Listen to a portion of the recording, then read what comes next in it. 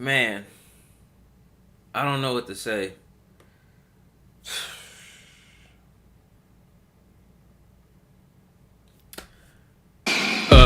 Copy, you're never gonna stop me. Sloppy, you really think you got me? Cocky ninjutsu I embody. I'm the copy ninja, call me Hadake Kakashi. What's going on, y'all? This your boy, the Black Kakashi here, and I'm here to talk about the Joker. Mr. J, the Clown Prince of Crime. Batman's greatest enemy, and possibly one of the greatest villains of all time besides Darth Vader. Now, when this movie was first, announced, people were against it because, like, why are we getting a Joker movie? It's just another Batman related movie. Why is DC so stuck up in Batman's ass when there's like other top tier characters in their universe? Stuff like that. But then, like, the very first teaser dropped. We all know the teaser. That just showed, Arthur slowly becoming into the Joker. And people, they were interested after that. They caught their attention. And then once the actual trailer dropped, everybody was just shook. Like completely shocked about what they're witnessing. And then as the months were building up, keep building and building and building, the hype just kept getting higher and higher and higher. Like, I haven't been this hyped for a DC movie since Batman v Superman, and I fucking love Batman v Superman, so yeah. And then the movie finally came out. Well, like a week in advance for some people, the critics and reviews and shit. And the movie was freaking loved. People loved this movie. They were standing up applauding at Joaquin Phoenix's performance and how dark the movie is. And, hype once again, reaching 10 times the hype that it was already at. And now we finally come to October 4th. I recorded this on October 5th, like the day after seeing it. So yeah. Now that I've seen the movie, all I can say is just, wow. Wow, wow, wow. This movie is so freaking crazy, bro. Like, you have no idea. Like, I literally was on the edge of my seat as I was watching this movie. Like I literally was clenching my hands. Like you know how Mr. Burns does the whole evil genius thing and he has his hands together? Like, that's how I was sitting in the movie. Like, once it gets to like a certain part of the movie, you'll understand why I have my hands like that. Like basically, it's an origin story, but not a real origin story of the Joker, because everybody knows the Joker doesn't really have an origin. So this is just like a fan-made origin, if you want to keep it a buck. This is a fan-made origin. So, well, I mean, besides, him falling in the tub of acid. That's kind of an origin right there. But with that out of the way, like, this movie, you have to see it. You have to see it. Like, I don't care if you hate DC. I don't care. First of all, if you hate DC, F you. You suck. And if you only like Marvel movies, I mean, I like Marvel movies too, but I mean, I like both, but I like DC more. So let's just get that out of the way. But even if you don't like DC, you have to see this movie. Like, it's only right. It's only right for you to see it. Like, this movie. This is a movie of the year. This is movie of the year in my opinion. Now, I haven't seen a lot of movies this year. I saw Endgame. I saw Aquaman. I saw Spider-Man Into the Spider-Verse. I saw John Wick.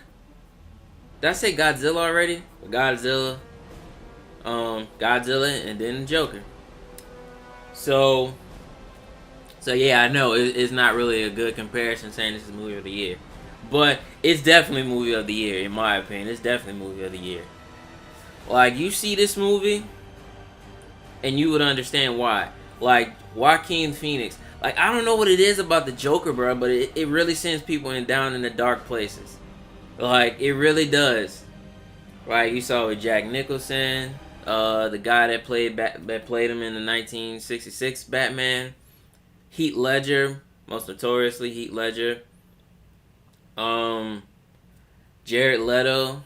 I mean, we didn't really see much of Jared Leto, but I still think we deserve to give him another shot from him, because he did enough for me to be interested in him, but he wasn't like Heath Ledger level Joker or nothing like that. Like, that's why I don't like to compare all the Jokers.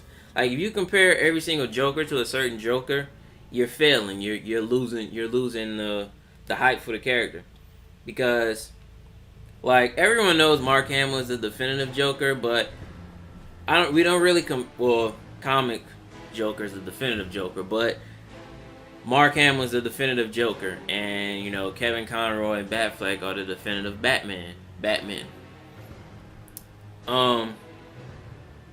But like, when you see these type of interpretations, you try not to not compare them, because then you're just gonna set the bar high, and then it's not gonna meet your expectations. Then you're gonna say, they suck, yeah, such.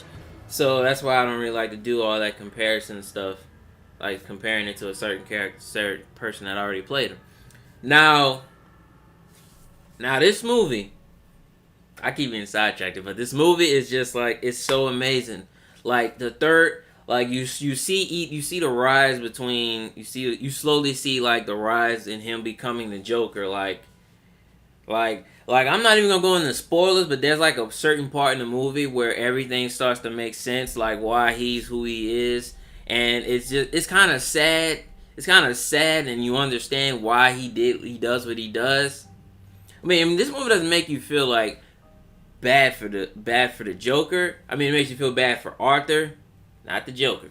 Two different characters, Arthur and Joker.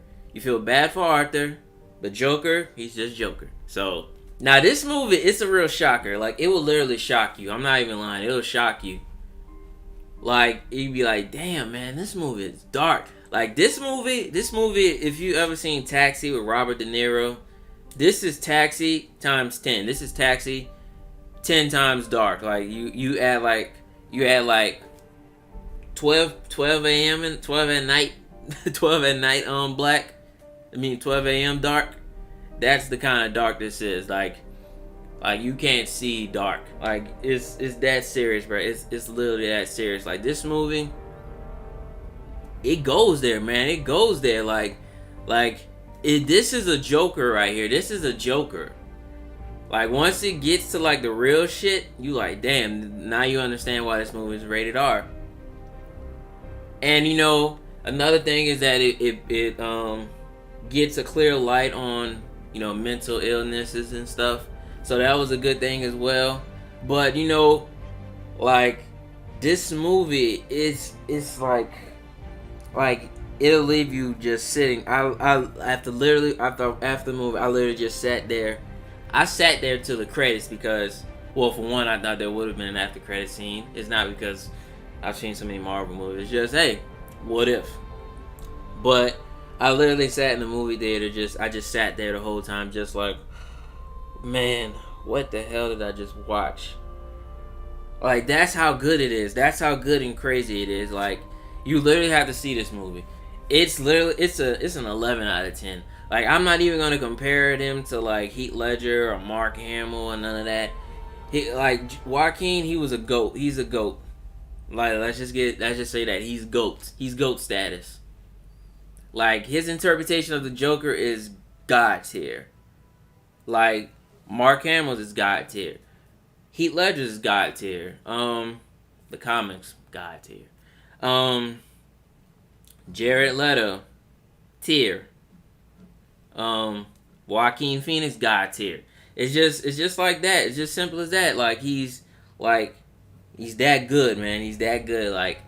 Like there's a part in the movie that I thought was real, but like there's a mind trick in the movie. Like, it's a mind trick, and it's like, wow. It makes you go, wow, really? Like, that was crazy. Like, I mean, you'll probably figure it out as you watch the movie. But Like, another thing I want to talk about is the end of the movie. The end of the movie, man. Like, okay, from like start to finish. Like, I'll admit, the movie is kind of slow.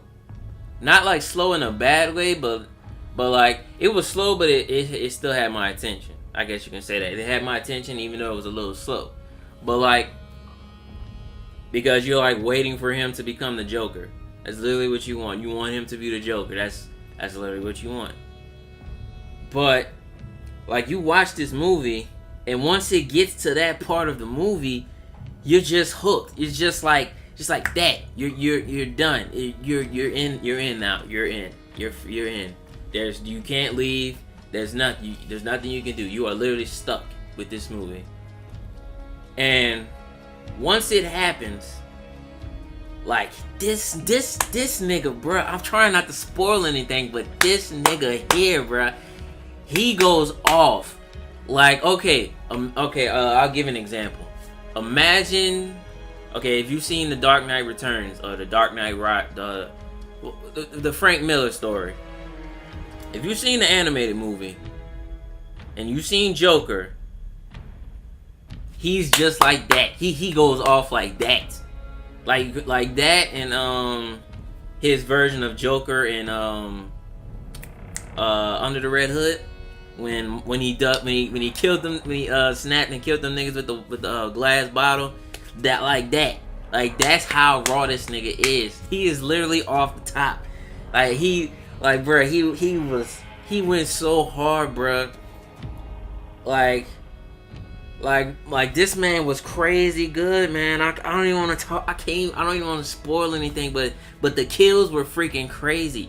The kills were crazy. That's all I'm gonna say. Like, they were bananas. And then like the end of the movie, like the ending, it shocked me too, because like I thought it would have happened. Like if you see, when you see the movie, you'll see like there's a part in the movie where they tease like what you think's gonna happen. And then once you get to the end, that's not what really happens. It's not what really happens. He does something else, and you go like, "What the?" Yeah, you're like, "Wow!" Like he did that. He did that. Like, that's how crazy it is. It's just crazy. Okay. If you watch Taxi, y'all know what Taxi is. If you've never seen it, it's the Robert De Niro movie. He he tries to kill, who was it? The electing mayor or whatever, like something like that. So he doesn't do it because he gets sidetracked by saving the girl. But that's all I'm gonna say. Like this movie, I'm not even gonna lie. I probably will see this movie like 5 times. To be honest, I probably gonna see it twice, to be honest. But I really want to watch it like 5-6 times, bro. Like, I don't get how niggas be spending like to go see a movie like 10 times in the theater. Hey man, support and all that. That's good and all that, but I can't really do that. That's still crazy to me that people actually do that. But more power to them, because I can't do it. But and another thing, there's a certain moment in the scene. There's a certain part in the end of the movie that calls back to an old Batman movie, if you want to say. Like, he didn't do it, but he forced it. He made it happen, I guess you can say. Like, there's a certain moment between Arthur and a certain character. They meet, etc., and then bam, it just happens. That's all I'm gonna say, because I don't want to spoil anything. This is like this isn't a spoiler review, but all I'm gonna say is this movie is freaking god tier. This movie is gonna change the game, man. That's all I'm gonna say. Robert Downey Jr. is about to lose another Oscar role to a clown.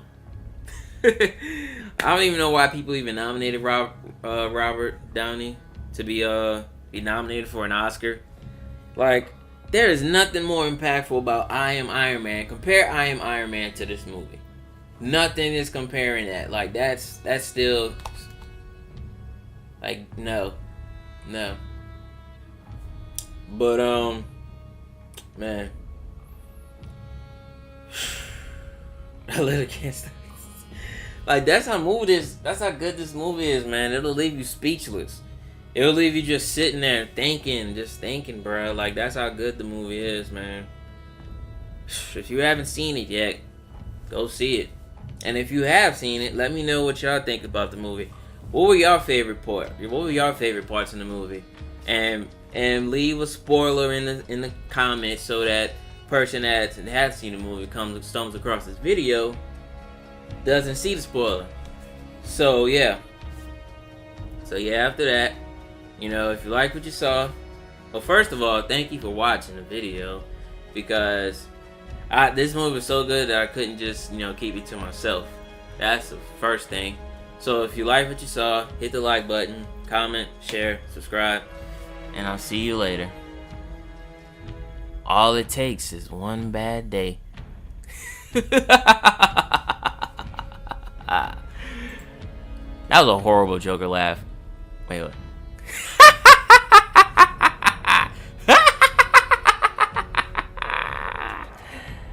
That one sucked too. Don't ignore that.